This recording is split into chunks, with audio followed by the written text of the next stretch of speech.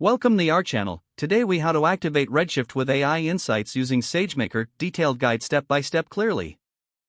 To activate Redshift with AI insights using SageMaker, start by signing into your AWS Management Console. Navigate to the Amazon Redshift service. Create a new cluster by clicking on the Create Cluster button. Configure your cluster settings, including node type and cluster identifier. Make sure to set up the security groups to allow access from SageMaker. After the cluster is created, take note of the endpoint for later use. Next, go to the Amazon SageMaker service in your AWS console. Click on Create Notebook Instance to set up a new Jupyter notebook. Fill in the necessary details, including instance type and IAM role. Once the notebook instance is created, start it and open the Jupyter interface. In Jupyter, create a new Python notebook for your project. Import the necessary libraries, including Boto 3 for AWS interaction and Pandas for data manipulation. Establish a connection to your Redshift cluster using the endpoint noted earlier. Prepare your SQL query to retrieve data from your Redshift database.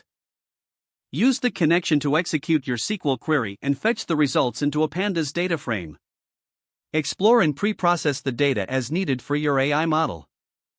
Select the appropriate machine learning algorithms using SageMaker's built-in algorithms or bring your own models. Set up a training job in SageMaker, specifying your training data and algorithm. Monitor the training job to ensure it completes successfully. Once training is finished, deploy the model to an endpoint in SageMaker.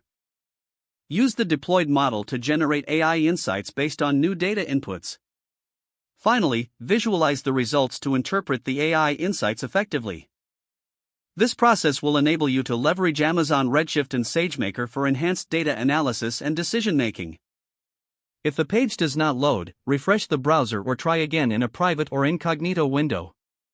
Make sure you are using the correct email address, then retype it carefully to avoid small typos. If your password is not accepted, use the reset option and create a new strong password you can remember. Check your spam folder for verification or security emails, then complete any requested confirmation steps. Enable two-factor authentication if available to improve account security and reduce unauthorized access risk.